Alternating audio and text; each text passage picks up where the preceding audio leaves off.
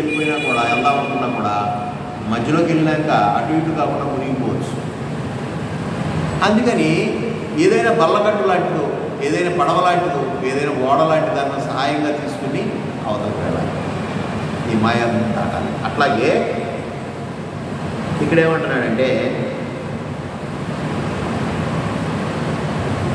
ఈ పద్ధతి శ్లోకం చక్కగా చెప్పండి. మాయ అభివర్ణించు భగవానుడు 4 విశేషములు పేర్కొని ఉన్నారు. అవి ఏవి అంటే దైవ సంబంధమైనది అనగా అలౌకికమైనది, గొప్ప సామర్థ్యం కలది, త్రిగుణాత్మకమైనది, భగవంతునకు లోబడినది, దాటుటకు కష్టసాధ్యమైనది. ఈ మాయా లక్షణం గురించి ఒకంత మనం విచారించాలి. ఇది ఎంత కష్టసాధ్యమండి, ఎంత ఏదనుకున్నా కూడా ఆ మమతానురాగాల్ని, నా అనేటటువంటి భావాన్ని, సర్వజీవుల్లోనూ ఉన్నటువంటి ప్రాణాన్ని ఏకీకృతంగా చూడలేనటువంటి తత్వాన్ని మనం ఎన్ని మాటలు చెప్పుకున్నా కూడా నాది నీది అనేటటువంటి భేదభావంతో ఉంటూ నా అనేటటువంటి మమకారంతోనే మనం జీవిస్తుంటాం. చూసారా, అటువంటి నా అనేటటువంటి నేను అనేటటువంటి మాయను కూడా దాటగలిగే కష్టసాధ్యమైనటువంటి మాయ చూడండి. అంటే అటువంటి మాయను దాటాలంటే భగవంతుడు సహాయం తీసుకోవాల్సింది. మనంతటికి మనం మాయని ఛేదించేటటువంటి పరిస్థితి లేవు అని చెప్తున్నాడు. కష్టసాధ్యం అంటాడు. మరి ఎట్టా బాబు నా బతుకు ఏంటి పరిస్థితి అని అంటే నా సహాయం తీసుకో. అది భగవంతుడు ఏ తర్వాత చెప్పేది ఏంటంటే నన్ను నమ్ము. అదే బైబిల్ చెప్తుంది, నన్ను విశ్వసింపుడి, నీ భారం అంతయో నాపై వేయుడి. సర్వమతాల సారాంశం కూడా ఇట్లాగే ఉండదు సరే. కానీ మనం నమ్మినట్టే నమ్ముతాం, విశ్వసించినట్టే విశ్వసిస్తాం. కానీ మళ్ళీ ఇదంతా కూడా నా వలన జరిగిందేమో, నా ప్రభావం వలన జరిగిందేమో అనేటటువంటి మాయ మళ్ళీ ఆవరించేస్తుంది. కాబట్టి ఇక్కడ మాయ అంటే దైవ సంబంధమైనది అని వర్ణించుంటే అది సామాన్యమైనది కాదని, భగవత్ సంబంధమైనదని, మహత్తర శక్తి సామర్థ్యం కలిగి అలౌకికమైనది అయినదని స్పష్టమవుతున్నది. దీన్నే వైష్ణవి మాయ అని కూడా అంటారు. సరే,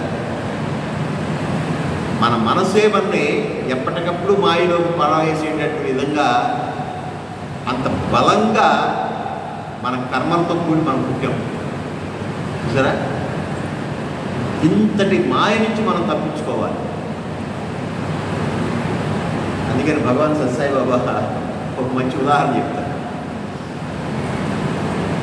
ఒక వేటగాడు, ఎవరా వేటగాడు? చేపల వేటగాడు. చేపల వేటగాడు ఈ వల తీసుకుని బయలుదేరాడు.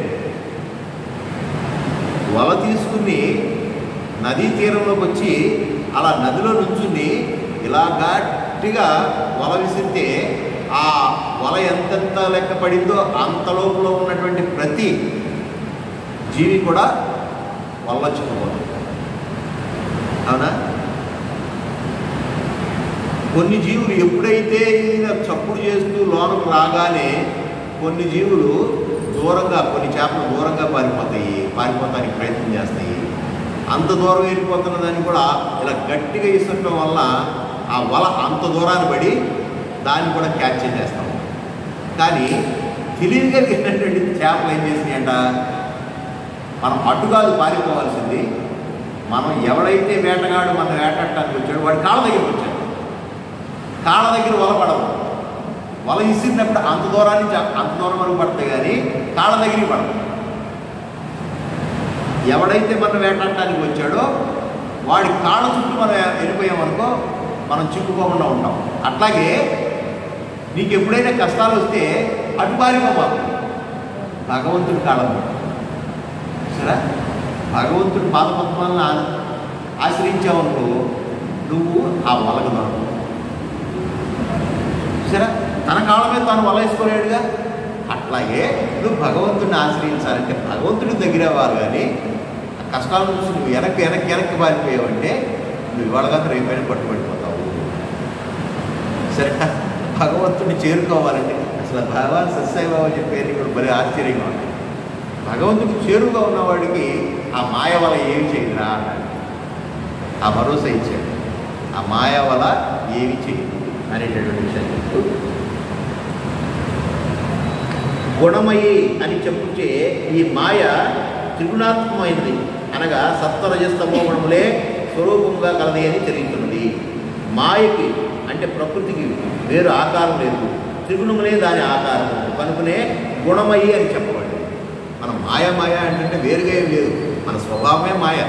ఇందా మనం చెప్పుకున్నటువంటి సాధు స్వభావం, రాజసికమైనటువంటి స్వభావం, అలాగే తామసికమైనటువంటి స్వభావం చెప్పుకున్నామే, ఇదే మన మాయలో కమ్మేస్తాయి. మనం మంచి చేస్తున్నామని అనుకున్నాం సార్, మనకు తెలియలా. ఇప్పటి వరకు మనం చేసింది చేసినట్టుగా అక్షరాల ఇంత అయిందో లేదా అంత అయిందో, లేకపోతే నేను ఇది చేశానని చెప్పో లేకపోతే ఇంకోటో నేను ప్రచారం ఇచ్చుకుంటాం వల్ల తప్పులేదు అనుకున్నాం. అది మాయలో వెళ్ళిపోయినట్టే. ఇప్పుడు ఆయన చెబుతున్నాడు అంటే మనని మాయకిచ్చేటటువంటిది కూడా మన మనస్సే. కాబట్టి ఈ మాయ అంటే ఎక్కడో లేదు, సపరేట్గా లేదు, మన గుణాల్లోనే దాటి ఉంది. కాబట్టి ఏ గుణాన్ని అలవర్చుకోవాలి, ఏ గుణాన్ని పెంపొందించుకోవాలి, ఏ గుణాన్ని తుంచివేసుకోవాలి అనేటటువంటి విజ్ఞతే, ఆ విచక్షణే, ఆ విచారణే సాధన. సాధన అంటే ఇక వేరే ఏమి లేదు. నువ్వు ఎన్ని పూలతో, ఎన్ని కుంకాలతో, ఎన్ని పసుపులతో ఎంత పూజ చేసినా ఈ స్వభావంలో మార్పు రాకపోతే ఉపయోగం. అలా అని పూజలు మానేమని కాదు. పూజలు అనేటటువంటిది ఏబీసీడీలు దిద్దుతున్నంత వరకే, ఏబీసీడీలు దిద్దుతున్నంత వరకే పలక అవసరం అని మనం చెప్పుకున్నావా లేదా? పలక బలకం ఎప్పటి వరకు అవసరం? ఏబీసీడీలు వచ్చేంత వరకే. ఆ తర్వాత పుస్తకం పట్టిన తర్వాత దాంతో అవసరం ఏముంది? అలా అని ఆ అవసరాన్ని గమనిస్తూ అప్పుడప్పుడు గుర్తు చేసుకుంటూ అప్పుడప్పుడు రాసుకుంటూ ఉంటే పర్ఫెక్ట్. అందు తప్ప మెయిన్ మన స్వభావమే. మనం ఏడిపించే లేదా నవ్వించేయే ఈ మూడు స్వభావాలే. సరే, సాత్విక, రాజసిక, తామసికమైనటువంటి స్వభావాలని మనం ఎప్పటికప్పుడు అర్థం చేసుకోవాలి. ఆ మాయలో పడిపోకుండా ఉండాలి. 10 మంది వచ్చి పొగుడుతున్నారు కదా అని చెప్పి మాయలో పడిపోతాడు ఒక్కొక్క లేడు. 10 మంది విమర్శిస్తున్నారు కదా అని చెప్పేసి చేసి మంచి పని కూడా మానేసేటటువంటి పరిస్థితులు ఉన్నాయి. ఏంటి పంతులు గారు మేకం దోలికి వెళ్తున్నారు, కుక్కం దోలికి వెళ్తున్నారు అంటే కుక్క కాదే, మేము మేకను కదా కొన్నది, రేపు యజ్ఞానికి బలి ఇవ్వటానికి అని చెప్పేసి బ్రాహ్మణులు 2 తోలికి వెళ్తా ఉంటే ప్రతి దొంగలో పెద్ద ప్లాన్ వేశారు. మనకు తెలుసా కదా. ఫస్ట్ దొంగ అంటాడు, ఏంటి పంతులు గారు కుక్కని అంటే వేసుకెళ్తున్నారేంటి అని. కుక్క కాదండి ఇది మేక అన్నాడు. ఏమో మీ కర్మకోండి అని అన్నాడు. కొంత దూరం పోయినాక ఏంటి పంతులు గారు కుక్కని వేసుకెళ్తున్నారంటే మరి రెండో వాడు ఏంటయా ఇందాక వెళ్ళినోడు అట్టాగా అన్నాడు, ఇప్పుడు వెళ్ళినోడు అట్టాగా అన్నాడు, ఇది నిజంగానే కుక్కేనంటావా, మనం పొరపాటు పడ్డామంటావా? మూడో వాడు ఎదురుపడ్డాడు. నేను సుమా అంటే ఒక కార్యక్రమానికి వెళ్తుంటే 2 బ్రాహ్మణులు కుక్కలు లాక్కుంటా వెళ్తామంటే అది చాలా కీడు, అరిష్టం. చిచ్చి నేను ఆ పని మానేసి నా దాన్ని నేను పోతానంటే ఆగోయా నీకు కూడా కుక్కలాగా కనపడటం ఏంటండి బాబు, అది కుక్కే అన్నాడు ఆ దొంగ. చిచి ఓరు నాయన మనం దీన్ని ముట్టుకోకూడదు, పొరపాటు తెచ్చాం, మనం మోసం చేశారు అని చెప్పి ఆ మేకను వదిలేస్తే 3 దొంగలు కలిసి ఆ మేకను శుభ్రంగా టైం అవ్వకుండా తిన్నారు. చూసారా?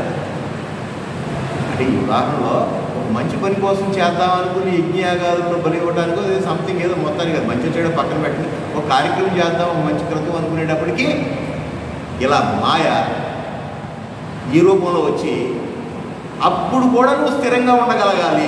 అసలు మనిషిని ఎలా తయారు చేస్తున్నాడు శ్రీకృష్ణ భగవానుడు, మనిషిని మాధవుడిగా తయారు చేస్తున్నాడు అనడానికి ఎంతకంటే ప్రూఫ్ ఏం కావాలి?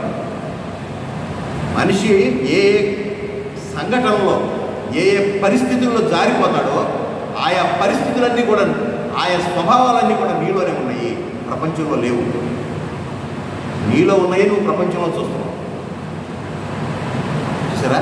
నీలో ఉన్నటువంటి ఆ దృష్టికోణంతో ప్రపంచాన్ని అలా చూస్తున్నావు కాబట్టి నీకు ప్రపంచం అలా కనపడుతుంది. అంతేగాని నీ దృష్టిలోపమే కానీ సృష్టిలోపం లేదు అని భగవాన్ శ్రీ సత్యసాయిబాబా. అంటే ఇక్కడ మన దృష్టికోణాన్ని మార్చుకోవాలి, ఎప్పటికప్పుడు మనం పరిశీలించుకోవాలి, ఏది మంచి ఏది చెడు అనేటటువంటి విషయాన్ని మనం ఆకలింపు చేసుకునేటటువంటి స్థితికి మనని నడుపుతున్నాడు. ఆత్మజ్ఞానం అంటే మనకు అర్థమయ్యేది కాదు. వాస్తవం ఎంత పునాది వేసుకుంటూ వస్తున్నాడు చూడండి. ఎంత పునాది వేసుకుంటా వెళ్తేనే కానీ మనిషి కరెక్ట్గా నిలబడలేటువంటి స్థితిలో కరెక్ట్గా నిలబడగలుగుతాడు. లేకపోతే ఎటో ఒకటి బెండ్ అయిపోతాడు. అర్జునుడు అట్లాగే బెండ్ అయిపోయాడు కదా. రాగమోహాలకి బెండ్ అయిపోయి బట్టివే కదా. మరి అఖండ భూభాగాన్ని జయించగలిగినటువంటి సామర్థ్యం కలిగినటువంటి అర్జునుడు స్వయంగా శ్రీకృష్ణ పరమాత్మ లాంటి దేవుడు నా పక్కన ఉండగా తను ధర్మాన్ని మర్చిపోయి, ధర్మం లేదు అధర్మం లేదు, నాకు వద్దు బాబు, నేను నెత్తులు కూడా వేసరి తినలేదు, కానీ నాకు 5 రూపాయలు ఇస్తే అడుక్కుంటా, లేదా ఇవ్వకపోయినా పర్వాలేదు, నేను యుద్ధం చేయలేనని బాబు అని చెప్పి డామంట వదిలేసాడు. చూసారా, అది మాయ కదా. అదే మాయ. ఇది నావాడు, ఇది నావాడు కాదు, ఇది నావాడు అనేటటువంటి భావంతో రాబట్టే కదా ఇంత ఏడిపించిన వాళ్ళని కూడా నువ్వు ఎక్స్క్యూజ్ చేస్తున్నావు. అది కూడా మాయే కదా. బయటకేమో నాకేం వద్దు అని త్యాగ పురుషుల్లాగా కబుర్లు చెప్పాడు. చిచ్చి ఆ నెత్తుకు నాకు వద్దు, నా వల్ల ఇంత యుద్ధం జరిగి నేను ఇంతమందిని చంపేస్తే వాళ్ళంతా విధవరాళ్ళు అవుతారు, నా కుల స్త్రీలంతా విధవరాళ్ళు అయితే రకరకాలైన వ్యక్తులంతా వాళ్ళని చేరదీస్తే నా కులం సంకరం చెందుతుంది అని పిచ్చ మాటలన్నీ మాట్లాడాడు అర్జునుడు. చూసారా, ధర్మాన్ని నిలబెట్టవలసినటువంటి అర్జునుడు మాయకు లోనయ్యి, నా అనేటటువంటి అనురాగానికి లోనయ్యి యుద్ధం మానేసుకొచ్చున్నాడు. భగవాన్ శ్రీకృష్ణుడు ఆయనకి ఏం అవసరం వాస్తవంగా? సరే నీ ఇష్టం, నీ కర్మ, నీకు రాజ్యం వద్దంటే యుద్ధంతో నాకు మాత్రం పని ఏముందని చెప్పి వదిలేస్తే అప్పుడు ఏమయ్యేది? లోకానికి ఏ మెసేజ్ ఇచ్చినట్టు అయ్యేది? శ్రీకృష్ణ భగవానుడు ఇప్పుడు వరకు తలుచుకుంటున్నాము అని అంటే ఆ యుద్ధం కనుక అక్కడితో పరిసమాప్తం అయిపోయి ఈ 700 పద్యాలు గీతా జ్ఞానాన్ని బోధించుకోకుండా, సరే నీ ఇష్టం అర్జున, నీకు కావాల్సింది నీవు అవసరం లేదంటున్నావు కదా, సరే ధర్మం అధర్మం నీకు అవసరం లేదంటున్నావుగా, ఓ నీ దారి నువ్వు, నా దారి నేను ద్వారకా పోతానంటే శ్రీకృష్ణుని గురించి వాళ్ళకి చెప్పుకునే పరిస్థితి కాదు. అధర్మం ఎంత బలంగా ఉన్నా సరే, ధర్మం బలహీనుల పక్షాన ఉన్నా కూడా వీళ్ళ పక్షాన్నే వహిస్తానన్నాడు. ఆ 5 పక్షాన వహించి ధర్మాన్ని గెలిపించడానికి ప్రయత్నం చేశాడు. కాబట్టి ఇవాళ ధర్మం గురించి, నీతి గురించి, న్యాయం గురించి ఇవాళ ఇంకా మనం మాట్లాడుకుంటాం. ఆయనే ఆ రోజు కాడి పారేస్తే మనకి దిక్కెవరండి? ఈ టెక్స్ట్, ఈ నాలెడ్జ్ వచ్చేది అసలు అర్జునుడే ఇన్ని డౌట్లు అడగకపోతే ఈ నాలెడ్జ్ వచ్చేదా? అందుకని భగవంతుడైనటువంటి కృష్ణుడు, అర్జునుడు ఎక్కడ ఉంటారో అక్కడే సర్వదేవతలు పూర్వైతువి అనేటువంటి మాట చెప్తుంటుంది. అట్లాగా ఈ మాయ అనేటటువంటిది ఎక్కడో లేదు, నీ స్వభావంలోనే ఉంది. ఈ 3 గుణాల ద్వారానే నేను ఏడిపిస్తూ ఉంటుంది అనేటటువంటి విషయాన్ని చెప్తూ ఇంకో మాట అంటున్నాడండి. మమ అంటే నా యొక్క మాయ అని చెప్పటం వలన ఈ మాయ భగవంతునికి స్వాధీనమై ఉన్నది అని స్పష్టమవుతుంది. ఈ మాయ కూడా నాదే. సరే, ఈ మాయను దాటాలి అని అంటే నన్ను ఆశ్రయించాలి. ఆ లైట్ ఎలగాలి అని అంటే ఇక్కడ ఉంది స్విచ్, అక్కడికి వెళ్ళి లైట్ ఎలుగు ఎలుగు ఎలుగు ఎలుగు అంటే ఎలుగుద్దా? 6 6 అంటే 6 ఉందా? ఎక్కడ స్విచ్ ఉందో అక్కడ రావాలా లేదా? అట్లాగే ఆ మాయని ఛేదించాలంటే నువ్వు నన్ను ఆశ్రయించాల్సి, అంటే యు ఆర్ నథింగ్ బట్ మీ, నేను తప్ప మరొకటి లేదు. నువ్వు అనుకునే నువ్వు కూడా నేనే, సర్వం నేనే. సర్వం కల్విదం బ్రహ్మ.